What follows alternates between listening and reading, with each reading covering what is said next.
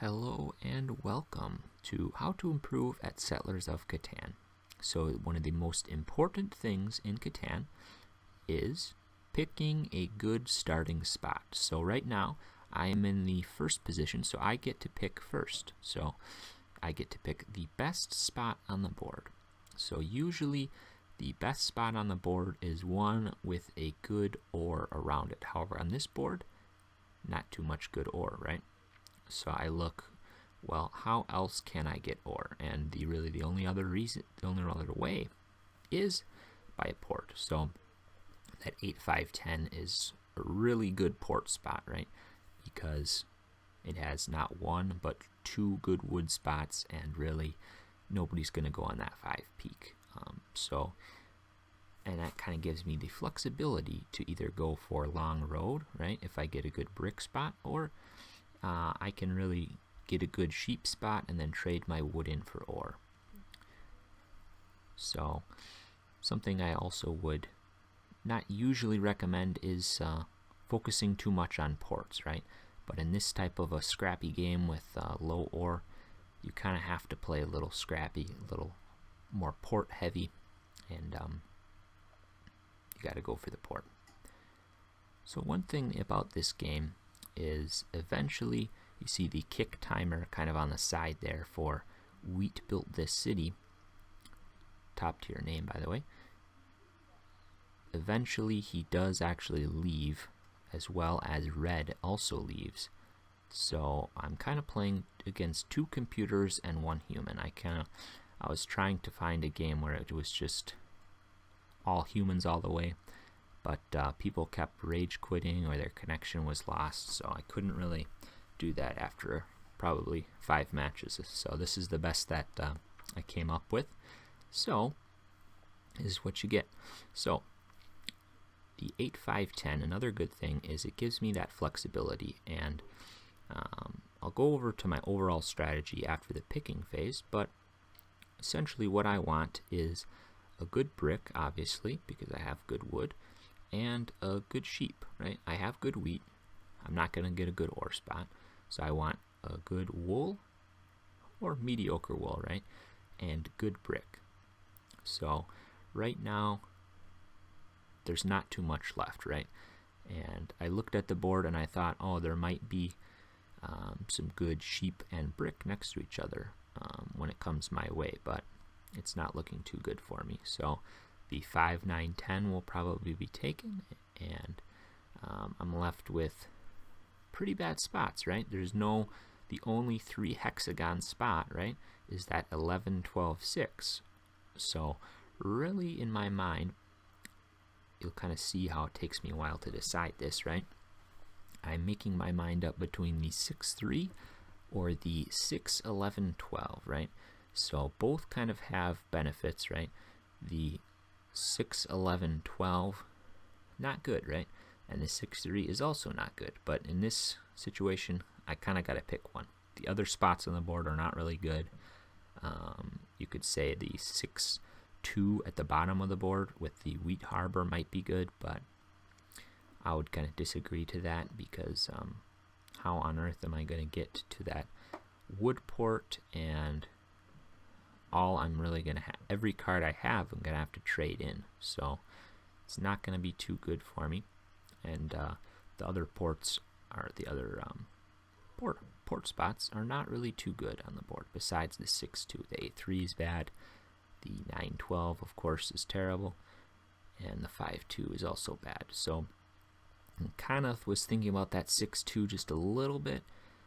The 8, 3, not really, but that 6. It's between the 6, 3 and the 6, 11, 12. So it's crunch time right now, so I eventually make up my mind on the 6, 3.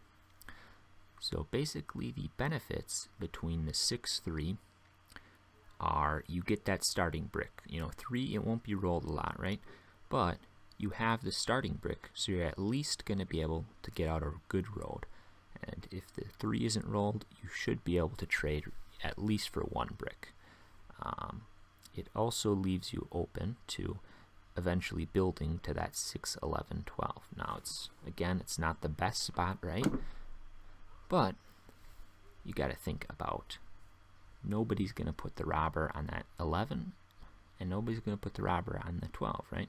With good reason, obviously. They're terrible spots, but you got to think about it's unblockable numbers, so pretty good.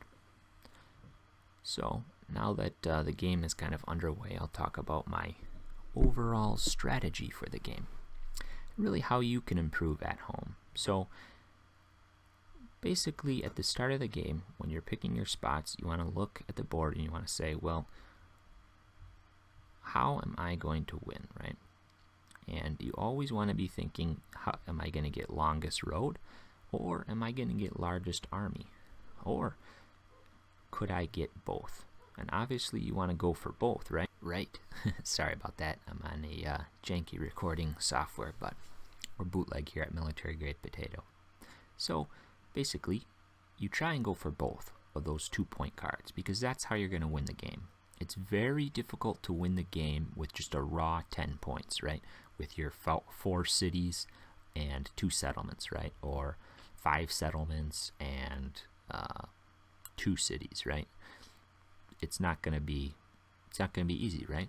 However, if you get those 2-point cards, it's going to be a lot easier for you to win the game, right? It's always going to be difficult to win, but it's going to be more possible if you get those 2-point cards. So you want to decide at the beginning, which one am I going to go for? So right now, I kind of got fortunate with that 3 roll, and I was able to build on that wood port pretty early on in the game. And that's really going to be good for me throughout the game, because it's going to be producing a lot of wood that I'm going to be able to trade into really whatever I want, right? Depending on the other cards I have in my hand. Depending on if I have a lot of sheep and wheat, then obviously I'm going to trade it in for ore.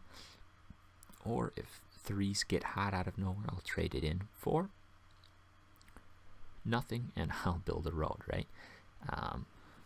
So really the 2 other priorities I have right now is get to that 6, 11, 12, right? Or city up my 8, 5, 10 spot. Now ordinarily, what happens in games is if you get off to a big lead at the beginning of the game, people will put the robber on you. Rightfully so, right? Because when we think of your own playing, right? Think of when you were playing the game. When you roll a 7, maybe somebody, irritated you, right? And then that's who you're going to put the robber on. But most often, what you look at is, well, who's in the lead? Who's close to winning, right? And then you're going to put the robber on them and steal their card. So how do we avoid that? Well, we don't put ourselves in a position that we're in the lead until the very end when we win. And it's kind of hard to pull off, right? But that is the most consistent way that you can win Catan, is by looking like you're not a threat until you come out of nowhere and win the game. And that's personally my favorite way to play, and that's how a lot of people find wins in Catan. So kind of right now, we're all at 3 points, and sadly I do get the robber put on me, right? But it is on that 6, and the 6 is not too good for me. I already have a bunch of sheep, right? And sheep, I don't have a port, so it's not really too big of a deal. The other thing that people will look at when they put out the robber is, well, what's a juicy spot, right? What's going to have all these cards coming out? So that 6 sheep, it hurts both me and red, so I can understand the putting the robber on that. Another good spot on the board is that 9 that just had the robber put on it, and magenta's 6 wheat down there. It has 2 wheat every time a 6 is rolled, and they have a wheat port, so obviously that should be having the robber on it a lot of times, right? And that's really the problem with ports, is you make yourself a target from the robber, right? And you can kind of mitigate that with robber control, right? You buy a bunch of development cards, you hopefully roll a bunch of 7s, and you're able to just get the robber off you, right? But that's not going to happen a lot of times. You're going to get picked from, and you're going to get your spot blocked if you have one good spot that you're relying on. People are going to put that on you, and you're never going to win the game. So the thing about magenta, though, that was a good move, is they have both the 6 wheat and the 8 wheat. So even if the 8 wheat is blocked or the 6 wheat is blocked, they're still going to be able to do something. However, even if they get cards, they're still going to have to trade those 2 for 1. So it's more efficient than 4 to 1, but you're still trading cards at a loss, right? And that's kind of why I don't personally enjoy the port strategy, right? Unless I am forced onto it, in which case I was forced onto it this game, right?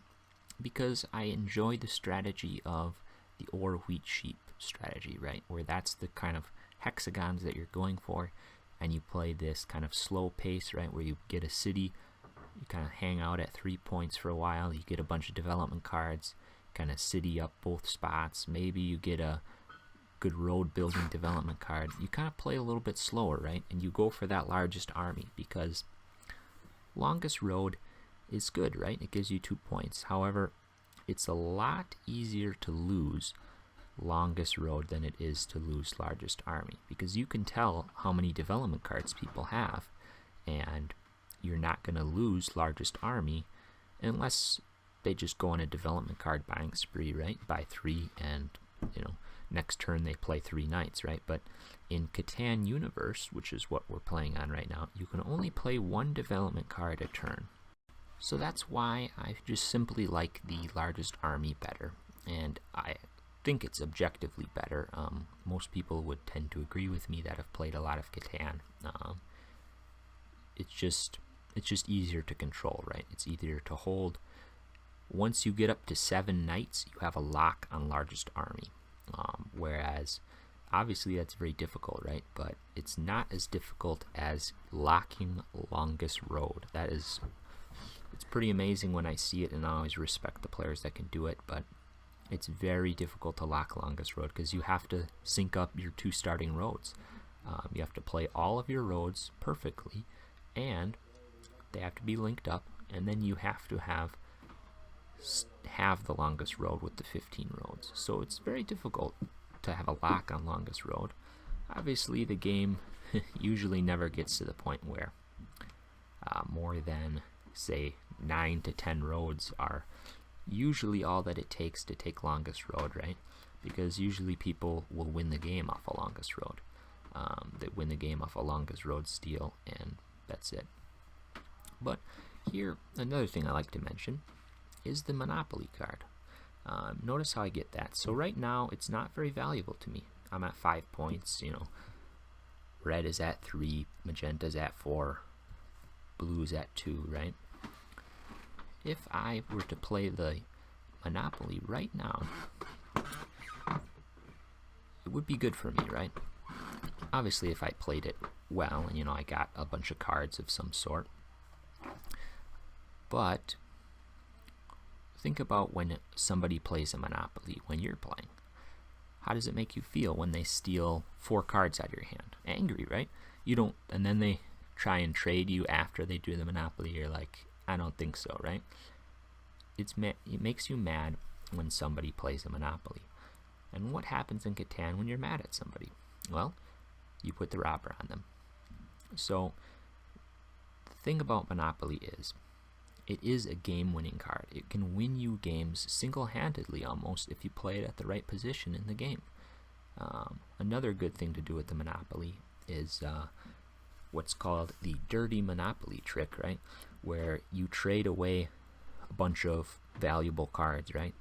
And then you call Monopoly on those cards. So essentially you got all the good cards that you got from people, right? And then you call all the cards that you just traded away, and whatever other cards people had of that resource, right? Say, ore here, right? Say I trade ore for brick, ore for wood, and then I call Monopoly on ore, and I get 5 ore back, right? That would be the dirty Monopoly trick. However, if you do that in the middle of the game, you're a dead man. You're going to get the robber on you all game. You're going to lose out on cards. You're going to lose out on production. You're a dead man. So this is the thing about Monopoly. I like to think of it as a glass cannon. It can be very damaging, very good for you. It can win games single-handedly, but it has to be used correctly because it's very fragile. So right now, magenta, look at what they do. So they take longest road, right? I would not agree with what they did right there. So kind of a bad move, right? Not only do they put themselves out to a huge lead, which, you know, obviously we're playing two computers, right? But in a normal game, the people would just eat that up, right? They're just going to put the robber on you, and you're a dead man. Because you're going to lose out on cards, and you're going to lose out on production. And, you know I talk a lot about the robber, but this is the thing. In Catan, you don't have control over the numbers, right? So you have to focus on what you can control. And how you develop yourself, how you develop your cities and settlements and what you build, you can control that. And if you control that properly, you kind of keep yourself in the second position, right? Until the very end, or until, you know, if you're in a position where you just can't lose, right? Just go for it. You know, if something is going to be so good for you that it's unblockable, right? Go for it. But most of the time, a robber is going to foil you because not only is it a minus card for you, it's a plus card for your opponent when they put the robber on you. And then you lose out on future production because nobody's going to put the robber on some bad spot, like say that 12 wool up at the top of the board. They're going to put it on, say, my 5, right? They're going to put it on my 8. They're going to put it on my 10. They're going to put it on my 6. But this is the thing. If you have many good spots, you're not going to be as susceptible to robber attack, right? Whereas, say, magenta, right? They have 2 good spots, I would say. They have the 8 and they have the 6, right? So if one of those is blocked, they're just relying solely on one spot to win them the game. So not a very good position. And let's look at the computers, right? So red kind of doing good for himself, right? He has 2 cities out on the board, not bad. But look at what's going to win him the game here. You know, he's not going to get longest road. He doesn't even have a wood hexagon. He's not going to get largest army. He doesn't have a good ore or a good port, right? So how in the world is he going to win? Oh, he can build to that 3-to-1 port, I guess, right? But how's that going to help him, right? He's going to have to trade 3 brick from his 5. Not too good, right? And so that's kind of the thing, is look at your win conditions. And at the beginning of the game, right, you know, it's sometimes things go bad for you, right? But always think about, how do I win this game? And then do it, right? Never give up, because a lot of times the game is made where the person in the lead gets the robber on them, and it allows a lot of time for catch up for the other players. So, you know, notice how I am in the lead right now. You know, I jump off to a big lead, right? You know, the 1-point lead, so people are going to put the robber on me, right? But, you know, essentially I have many good spots, and, you know, sadly 7 is rolling. I got to discard half my cards, right? So right on the verge of, you know, another city, right? But, you know, it's bad for me, right? No doubts about it. So let's kind of take a look at blue now. Blue kind of hemmed in, right? But this is the thing about blue and magenta, right? Why magenta's road up at the top was, or over on the right side of the board, why it was bad, right? Is blue can build a settlement at that 8-3. They can build 3 roads. And what does magenta do about the longest road then? What on earth do they do? So it's going to be very difficult for them when that happens. Again, this video I did record and I'm voicing over it, just so you know, but just so I can kind of speed it up, because sometimes these online games, they take a while. People don't know what they're doing, or they're just kind of take their time, which is understandable, right? You want to make sure that you do the right moves. So I'm just kind of playing this back and voicing over it to kind of save you guys a little time. But Not too much time though, it's already going to be a long video. But the reason that is so bad for purple, right? Because they're going to lose out not only on longest road, right? They lose a road in the process, which is very important with longest road. A single road can swing the game, right? Single road could win or lose you the longest road race, which could win or lose you the game. So eventually purple does do a really nice play here where they build to that 8 peak, and you know, it's kind of it's a power move, right? I wouldn't have expected it, but I kind of like it, right? But you know, now what does magenta do about the longest road? You know, they're at 4 roads, right? And red somehow, right? He's gonna get longest road pretty much locked up, right? With 1 more road, he has 7 roads, which is going to be very difficult for purple to beat, right? They're going to have to place 4 roads, and they're not going to really have space to put too much more out on the board. So here it's my turn, right? And I can win the game right here, right? But I'm not going to choose, obviously you always want to win the game, right? When you can, but I have this game so locked up that I just did this just to show you one thing, right? So when you don't have resources to build something, right? Say like magenta over on the right side of the board. What they chose to do was, you know, they just built 3 roads to nowhere, right? They didn't really do anything, and it kind of cost them the game, right? Whether they would have won or not is kind of debatable, right? But, you know, they would have had a better chance if they had placed their roads better. Say now what I'm doing, I'm leaving myself open. So, you know, say I only had resources for 3 roads, right? I'm leaving myself open to only 1 person blocking me for the longest road, right? Blue, or red, I mean. And they don't have a wood hexagon, so it's going to be more difficult for them. Whereas, say I built the 3 roads from the 6-3, the 3-11, and the 3-10, right? And say I left that 8-10 road spot open. Magenta would be able to come in and build 2 roads and essentially foil my longest road, right? Because they are going for longest road, and she would basically be able to do what blue did to her earlier, right? So I just wanted to show you that little nugget. I am gonna eventually win the game here on my turn with the Monopoly, because another thing about Monopoly is right now I'm keeping track of what numbers are rolled, right? What is in everyone's hand, right? When it's somebody's turn, right, they're going to play out their cards, right? But when it's not their turn, they can't do anything with them, right? They just sit in their hand, right? So right now, I'm kind of keeping an eye on what's in red's hand. You know, what do they get? And also what's in purple's hand, right? And then what's rolled on my turn. So I know a 10 is rolled, so I know at least blue has that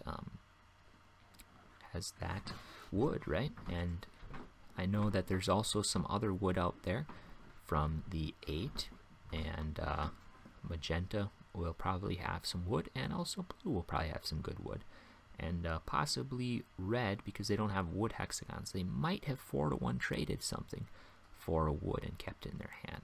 So I'm feeling good about the amount of wood I could get from the Monopoly. So right now I'm going to play the wood Monopoly, and I'm going to win the game, right? I'm just going to trade whatever wood I have that I get, because I know I'm going to get at least 3 wood, right?